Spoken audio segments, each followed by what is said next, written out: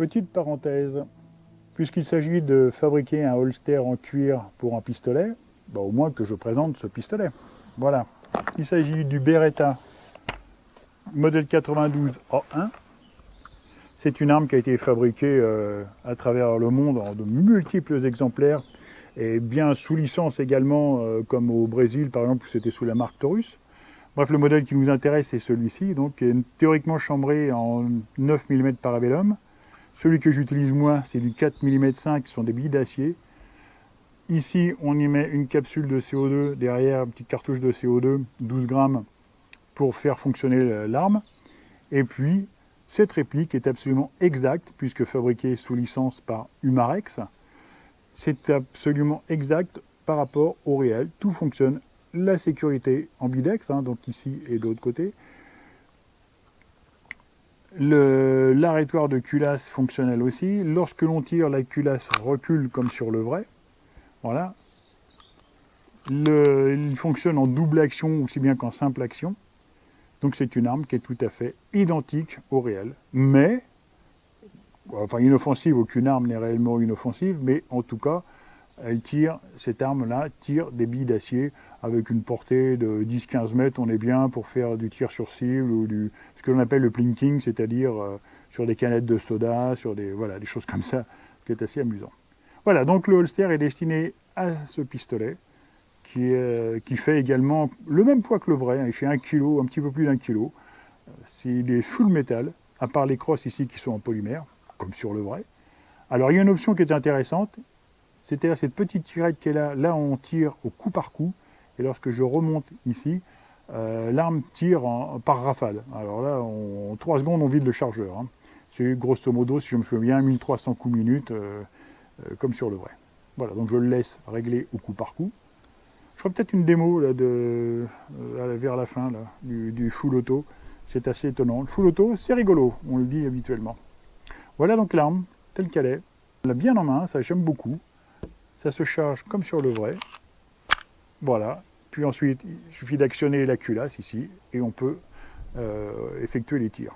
Voilà pour la présentation de cette arme que j'aime beaucoup. Très facile, très agréable en main.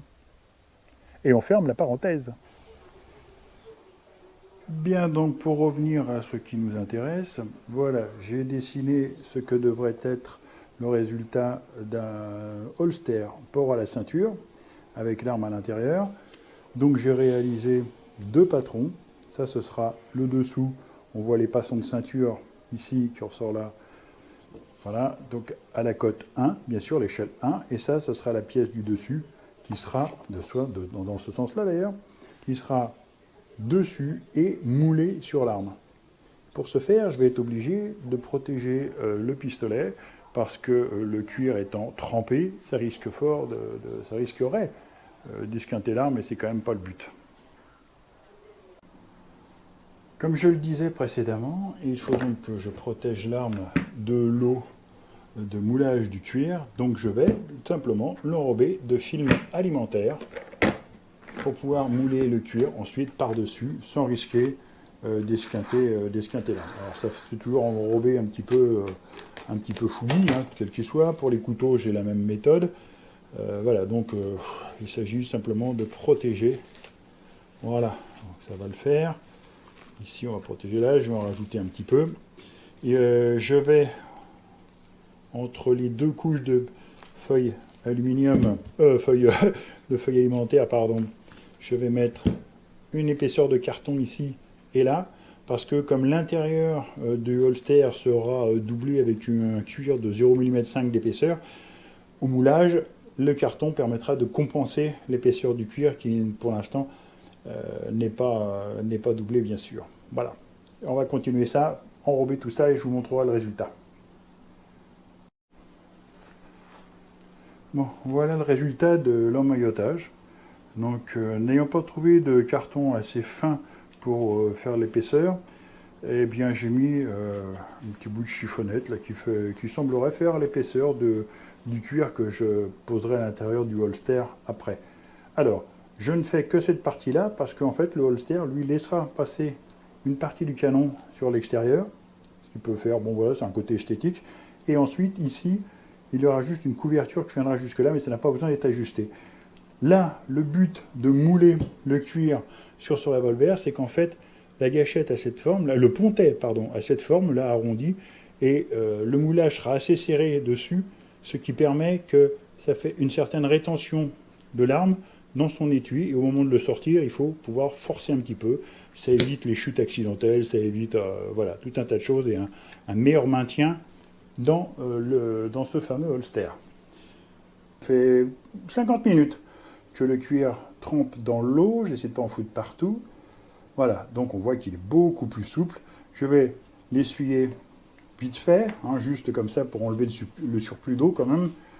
Là, et je vais l'emmener positionner sur l'arme et commencer à masser pendant des heures, enfin des heures, masser très longtemps en tout cas, pour que ce cuir, ce morceau de cuir, eh bien, prenne la forme du Beretta. Voilà. Voilà, donc j'ai repéré sur la tranche les deux petits traits de stylo où doit arriver le canon de l'arme. Voilà, ici, ça va aller jusque là, et maintenant, il va falloir donc le mouler gentiment autour de tout ça. Alors, en faisant attention aux ongles, il ne faut absolument pas que les ongles marquent le cuir. Et maintenant, c'est un travail de longue haleine pour que le cuir épouse complètement le revolver.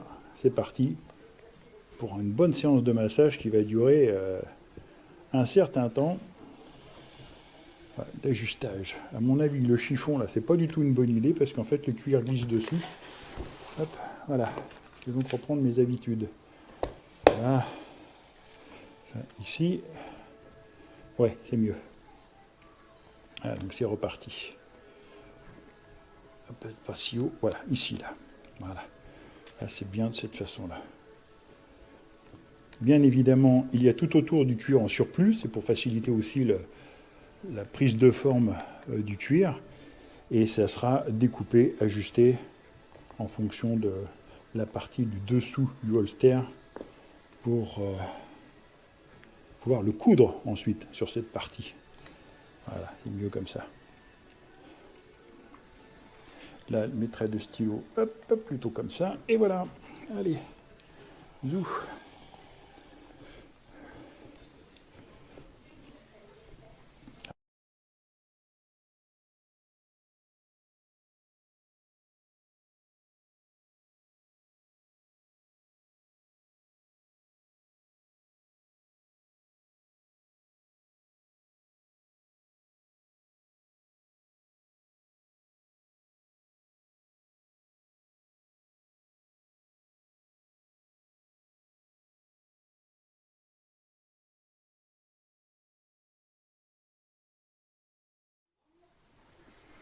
Bon, finalement, j'ai enlevé l'espèce de petit tissu qui était en épaisseur parce que je m'aperçois que ça ne prend pas bien la forme comme je voudrais. Donc, on repart. On ne prend pas à zéro, mais enfin, ça va au moins un petit peu mieux épouser la forme de l'arme. Ça peut être quand même plus sympathique. Après, ça veut dire qu'il sera un petit peu plus serré dans son étui. Bah, c'est pas plus mal, hein, c'est quand même le but aussi. Il ne faut pas qu'il tombe bêtement ou il se sorte de l'étui trop facilement. Voilà. Il faut quand même une certaine rétention.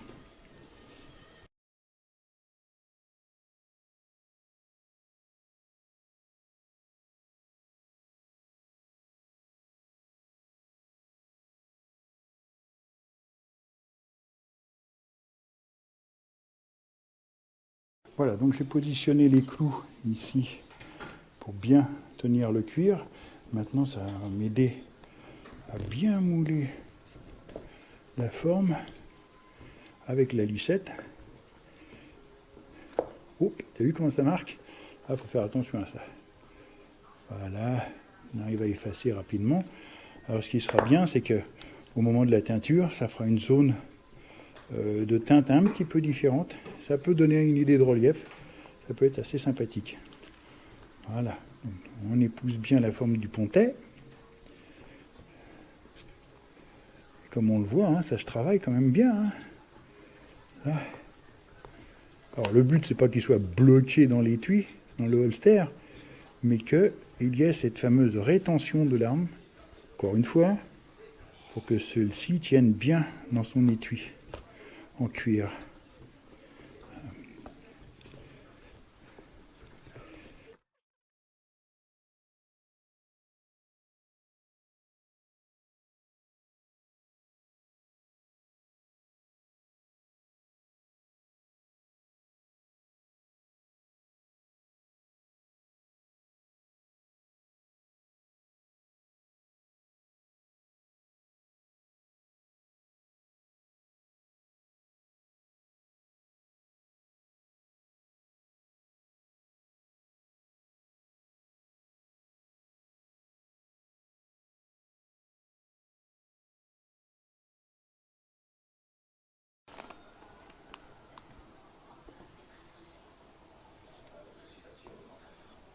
Voilà, maintenant je peaufine. Ça fait un petit peu plus d'une heure maintenant que je l'oblige à prendre la forme du Beretta, là, de cette arme. C'est pas mal. Donc il faut éviter. C'est un peu comme un fer à repasser là maintenant finalement. J'enlève les mauvais plis. Voilà. Ici je vais reformer un peu la gâchette, tout ce qui est pontet. D'ailleurs c'est pas la gâchette, c'est la détente et le pontet. Voilà. On voit presque la détente au travers ici. Là, ça fera une petite zone un petit peu plus foncée, ça fera ombrer quand je passerai la teinture. Ah, c'est un peu trop marqué là. Voilà. Un peu moins. Hop, ici la sécurité bien marquée, comme ça au moins pas de souci. Hein. Et ben voilà, mieux ce serait pas bien.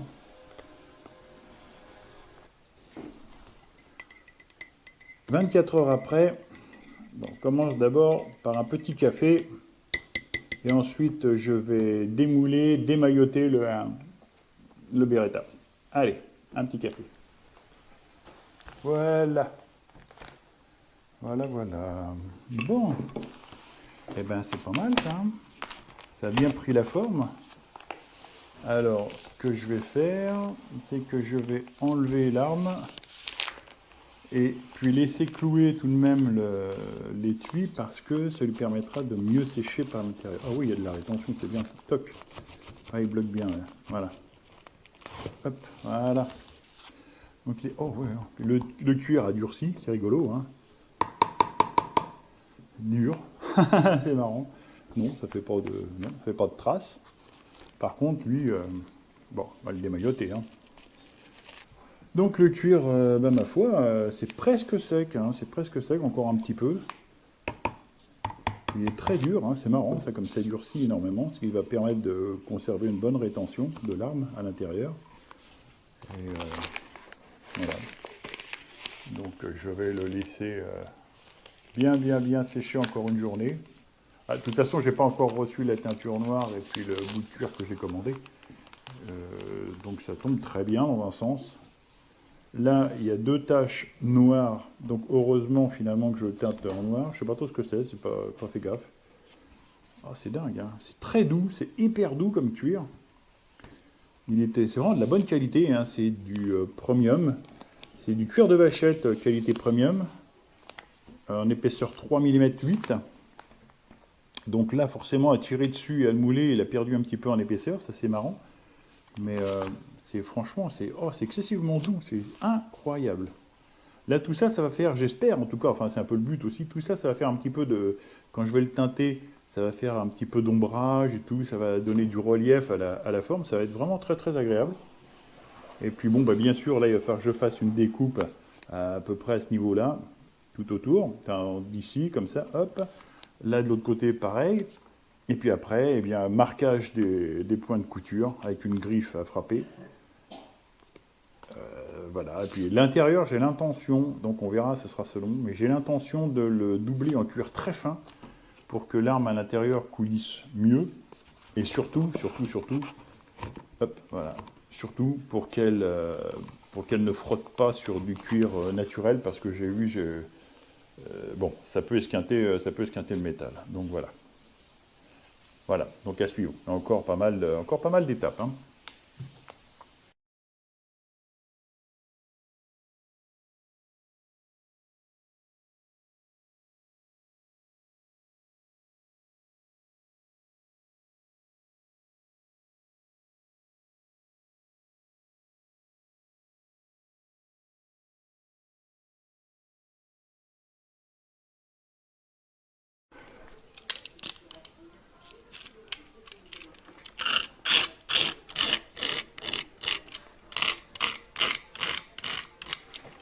cuir est bien gratté.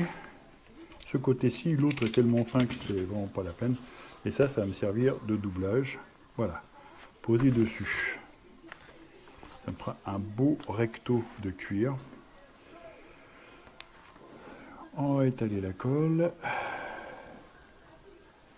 J'espère qu'elle va aller la colle, parce que ça fait quelques années que je l'ai maintenant. Normalement, ça devrait être pas mal.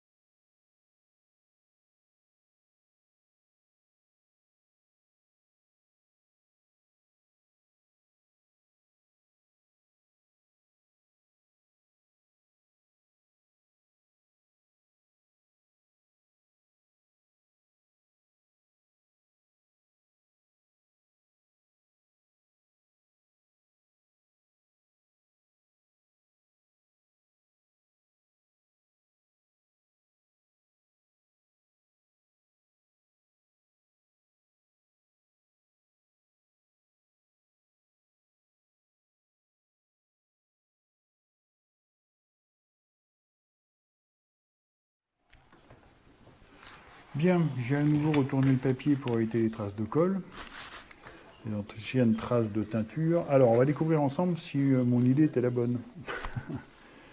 Donc, normalement, ça va, je sais plus comment. Ça va comme ça, oui. Donc, se mettre au bord ici, hop. Voilà. Bien appliqué. Et puis tendre quand même un peu ce cuir souple pour que ça épouse au mieux la forme de l'intérieur. Ouais. Ben, c'est pas évident, hein.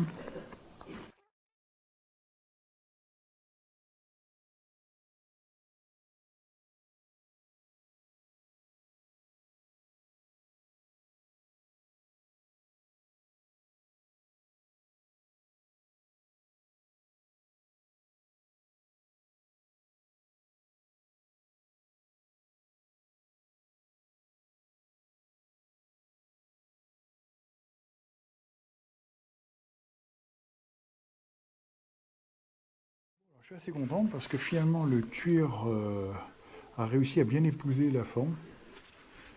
Franchement, c'est bien. Là, il y aura de la teinture de tranche noire, donc pas de problème. Là, ici, ça prend vraiment, vraiment bien la forme de l'arme. Parce que j'ai fait un essai et voilà, toc, impeccable. C'est bien moulé, c'est bien resté moulé dessus. Ça ne fait pas de surépaisseur plus que ça. Donc au moins, là, il est emmailloté dans du confortable. Et pour sortir l'arme, il n'y a pas de souci. Voilà. Donc c'est bien. Je suis content. Et ben maintenant, il va falloir passer à la teinture. L'autre, il n'y avait pas de souci. Hein, c'était une surface plane, juste les encoches pour le passant de la ceinture. Voilà, et puis qu'à teinter tout ça en noir, laisser reposer un peu, et puis après, bah, ajuster tout ce petit monde comme il faut. Hein, voilà, voilà. Et j'espère que ça ira. Normalement, il n'y a pas de souci. Hein. Ça fait des répétitions et des répétitions, donc ça devrait le faire.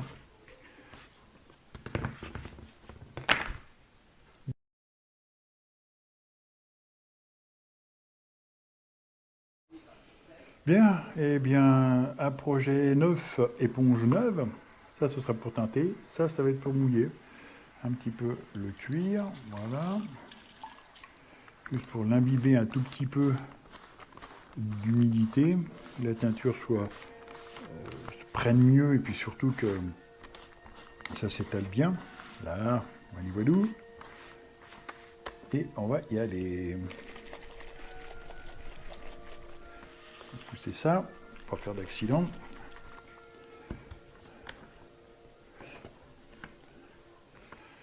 Elle est vraiment toute neuve. Hein.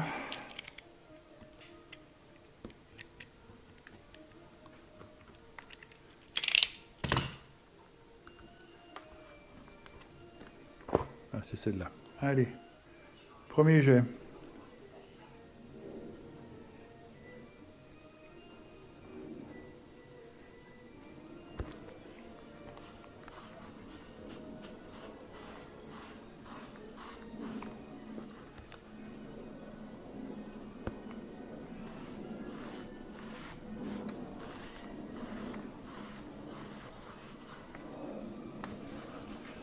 Heureusement qu'on a des gants, hein. J'ai mis des gants parce que j'en ai encore pour 8 jours à me faire de la teinture sur les doigts. Puis alors celle-là, la noire, là, ça c'est terrible ça.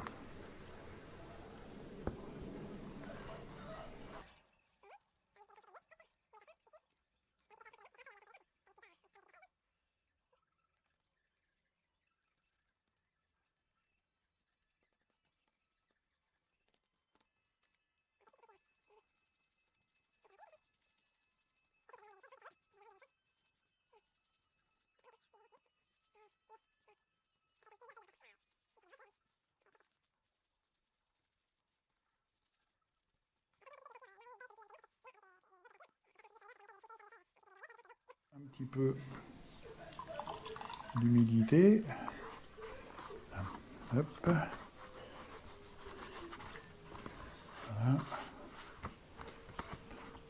Alors bien sûr, entre-temps, oui, je ne l'ai pas dit, mais j'ai poncé les tranches un tout petit peu, hein, un petit papier de verre humide, très légèrement, pour que ça soit au moins plucheux. Bon, c'est pas mal, ça rend bien d'ailleurs. Effectivement, ça fonctionne. Voilà. Bon. Voilà, ici, hop. Allez, teinture.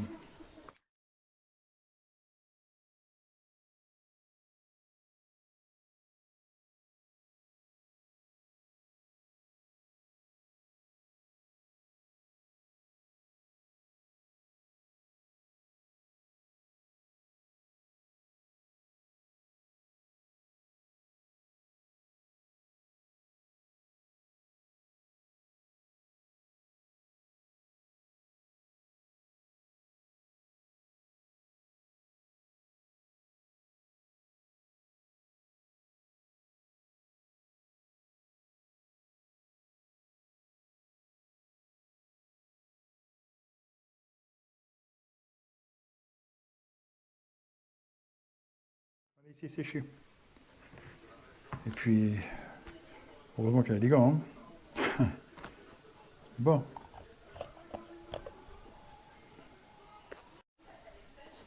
Bien, bon, je vais passer maintenant, sans plus attendre, à la teinture de tranche.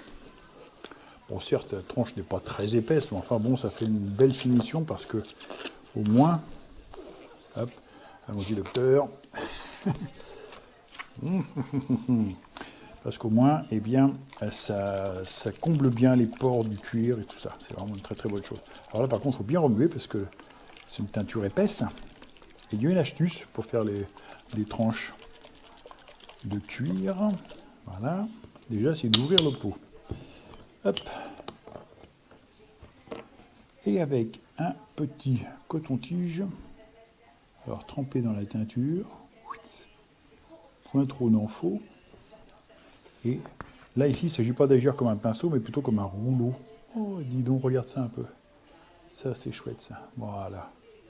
Et là, ça va bien finir, combler la tranche. Là. Ça, c'est au poil, ça. Voilà. Hop. Et hop.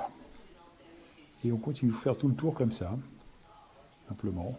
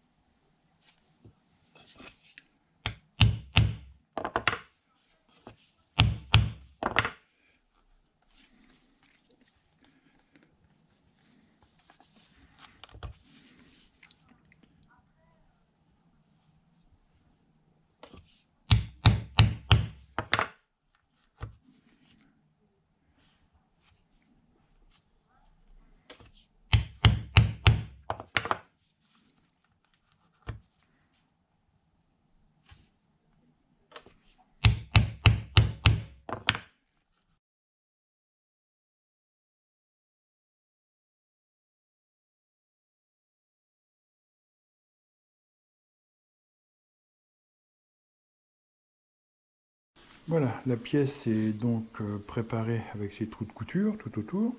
Je vais coudre, puisqu'après, la couverture de l'arme sera par-dessus, donc j'aurai pas accès en dessous pour coudre là et là. Je couds donc d'abord. Ici, j'ai gratté le cuir pour les rafler un peu, parce que quand je collerai cette pièce-là, le cuir sera un petit peu plus à vif, la colle néoprène prendra mieux. Bon. Maintenant, il me faut donc... Alors, comme le cuir n'est pas très épais, je vais prendre que 6 fois la longueur de fil. Normalement, il est dit que c'est entre 6 et 7, mais vu le peu d'épaisseur de celui-ci, avec 6 longueurs de fil, ça devrait suffire. Je m'explique. Je démarre la couture ici. Voilà. Donc ça fait... Alors c'est un cheval près quand même, hein, c'est pas non plus au millimètre. Hein. Là, hop, là, ça, là, youp, ici, ça remonte par là. Hop, et là ça vient ici. Ça fait donc une longueur. Hein. J'en prends 6. Donc, je vais retirer le papier, ça va être plus simple. Voilà. Donc, ça fait 2. Ça fait 6. Voilà. Et je coupe large, hein, c'est voilà, quand même pas un cheval près. Vu l'épaisseur de la bobine, j'ai de quoi faire. Donc c'est du fil de lin, une couleur naturelle, et c'est un fil qui est poissé pour permettre un meilleur glissement dans les trous de la couture. Alors au niveau conservation, dans le temps, ça c'est imputrescible, bien sûr. Et c'est très très très solide. Très solide.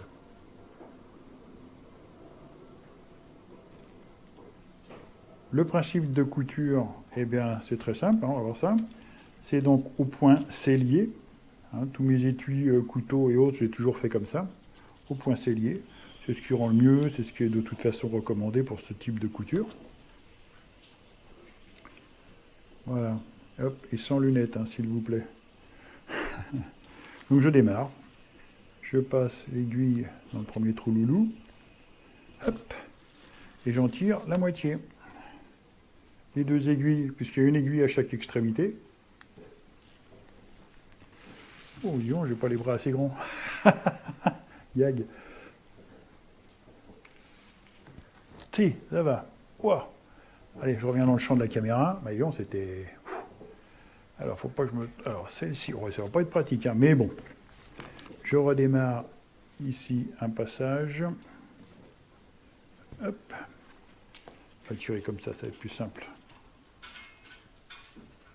Alors, au début, évidemment, on a fait beaucoup de fils à tirer. Après, ça ira mieux. L'autre aiguille qui est là, je la repasse dans le même trou que précédemment. Hop. Voilà. Je tire. Hop. Je serre. Un petit peu. Je ne vais pas trop les serrer parce que je vois bien que le fil se voit et qu'en même temps, il se décale dans sa couture, ce qui va faire assez joli. Voilà. Hop. Là, je reprends l'autre aiguille.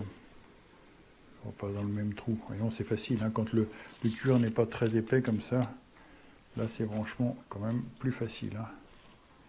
Là, voilà. Hop. Je serre un peu. Alors le tout, c'est d'arriver à avoir un serrage quand même régulier. Et on continue. Pas dans le trou d'après. Moi, j'arrive au bout. J'arrive au bout. Voilà. Là, le fil est bien régulier. Par contre, au dos, c'est moins chouette. Je tâcherai de filer un coup de teinture de tranche. C'est comme si un peu plus épais. Ça va peut-être couvrir avec un peu de chance. Voilà. Bon. Voilà. Donc là, c'est le dernier point. Voilà. Je tends comme tout. Et par contre, ici, pour bien arrêter, je refais un passage en arrière. Voilà. Zouk. Un retour en arrière. Donc d'ici, ça sort là, ça rentre là. On voit bien, hein, nettement. Hop. Voilà. De même avec l'autre. Je refais un coup en arrière. Alors évidemment, c'est un petit peu plus difficile. Là, voilà, le trou était bien occupé par les fils. Oups. Et un passage comme ça. Alors là, pour le coup, ça ne peut pas se barrer. Là, bien serré. Donc les deux fils se retrouvent du même côté. Alors, là, si on veut, on peut faire un nœud. Je coupe. Voilà. On peut faire un nœud.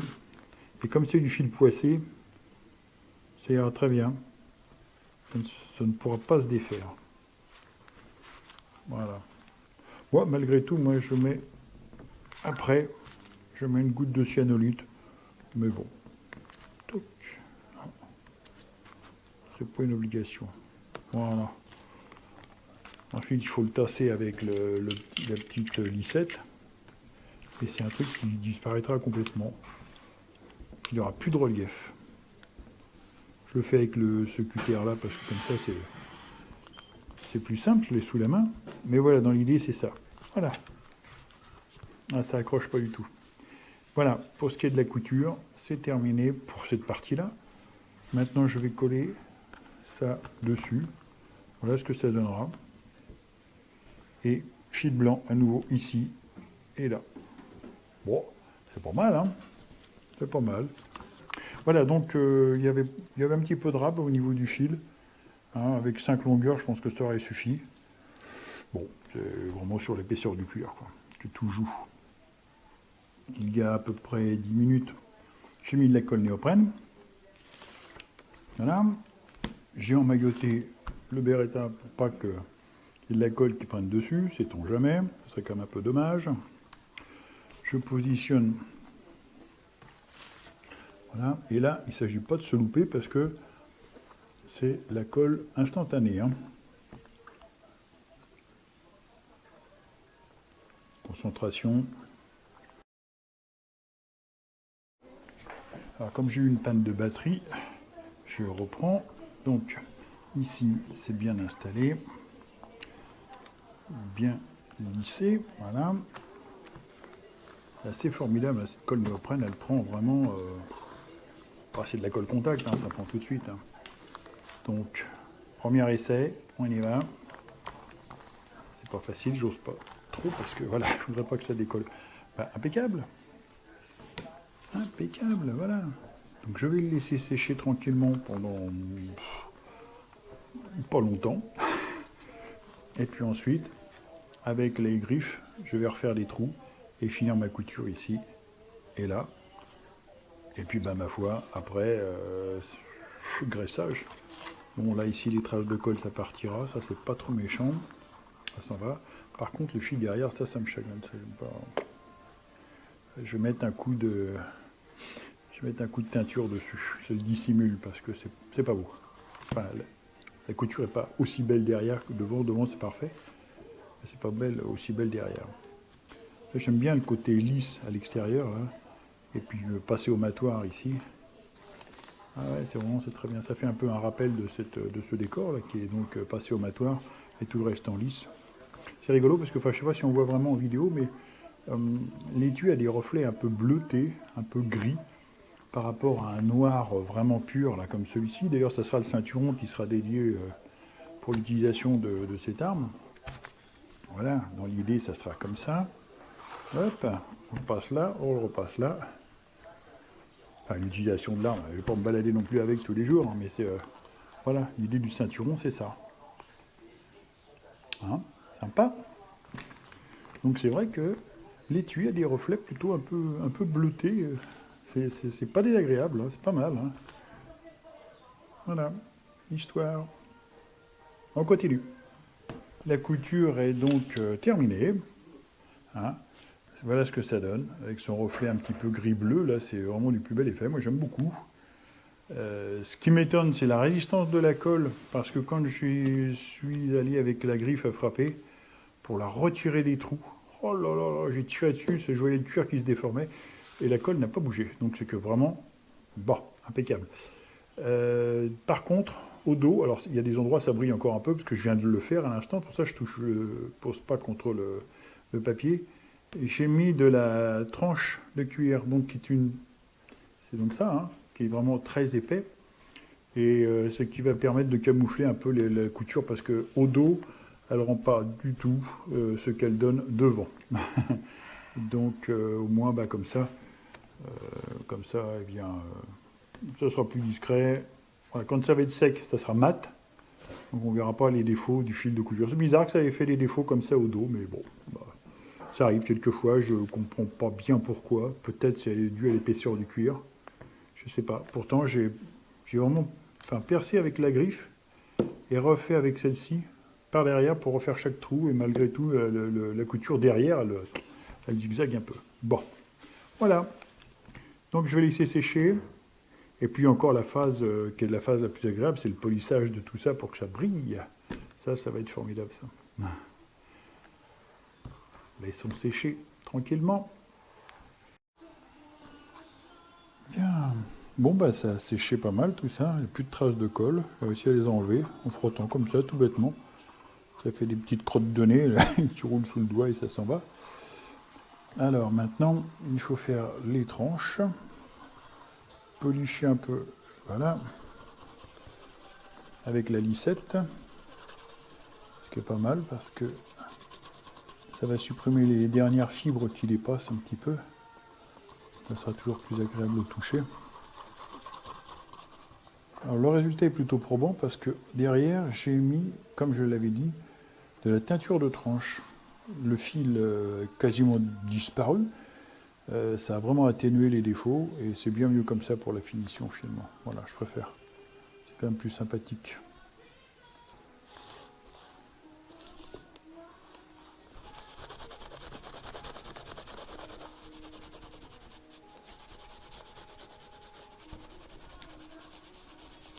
Ouais, ça polie bien. Hein. Oh là, ça a bien brillé là, c'est sympa ça. Déjà. Ouais.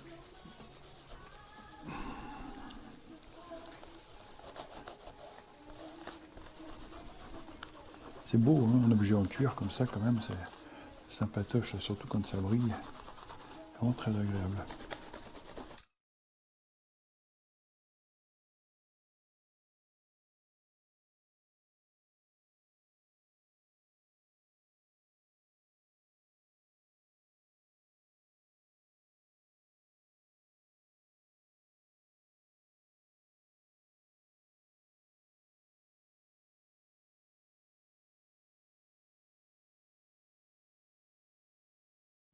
Donc j'ai mis de la graisse, le phoque, et comme on peut voir, la teinture a laissé un petit peu de traces sur le vieux chiffon. Ça fait à peu près un petit quart d'heure, donc maintenant je vais faire briller. Voilà, c'est bien. Ça brille, ça imperméabilise, ça traite le cuir, ça l'assouplit. C'est une très bonne chose parce que l'étui est un peu serré quand même sur l'arme. Donc j'ai tiré un petit peu dessus à l'intérieur et sur le cuir pour essayer de le faire bouger. Bon, ça a marché un peu. Maintenant je vais voir si l'arme rentre mieux à l'intérieur. On va voir ça. Voilà, j'ai fait comme ça là, ici. J'ai passé la lissette à l'intérieur et j'ai tiré sur le cuir là. Voilà. Encore. On peut voir, hein, la colle et les coutures, ça tient bien. Hein. Là. Voilà. Et un petit peu en haut également. Hop. Là. Voilà. Pour agrandir un petit peu pour élargir un peu l'étui parce que là, effectivement, un peu serré, mais enfin bon, rien de méchant. Voilà. Ça ne bouge pas. Bon. On va refaire un essai.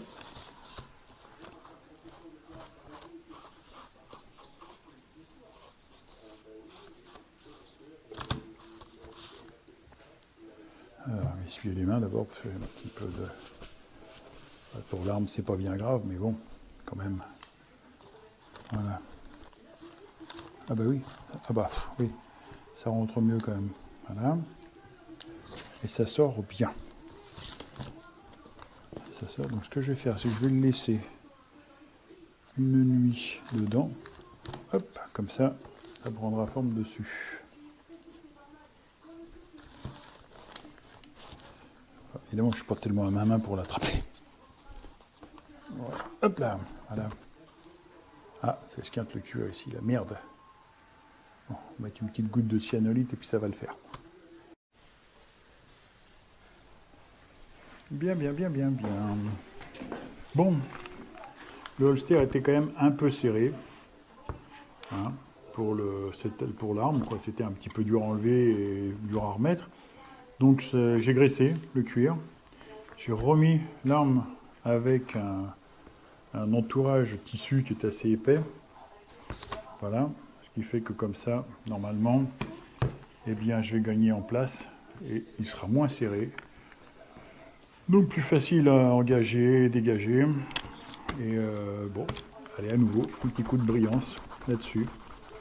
Après un graissage, ça fera le 3e graissage, donc je pense que là, ça devrait aller.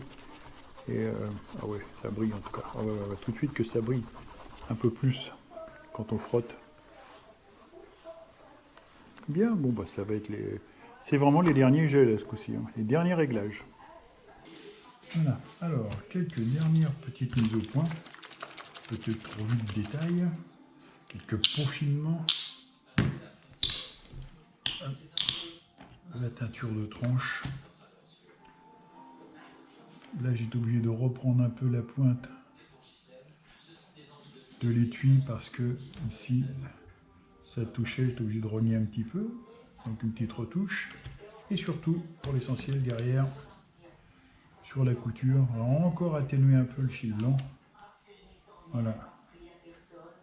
Je vais passer sur tout le pourtour. Quand ça sera sec, je frotte un peu. Et ça va encore atténuer les défauts. Ça, c'est quand même une bonne solution, ça.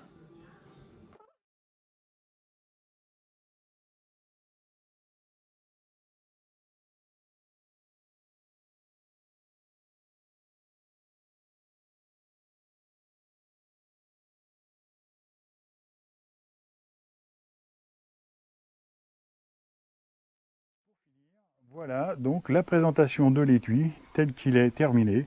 Couture blanche. Alors, au dos, la couture blanche dépassée n'était pas très jolie. Bon, avec la teinture pour tranche, qui est assez épaisse et qui prend bien, malgré que ce soit du fil poissé et donc un petit peu gras, j'ai préféré masquer un petit peu les coutures blanches du dos. Voilà ce que ça donne. Maintenant terminé. Le holster avec ses passes sans ceinture.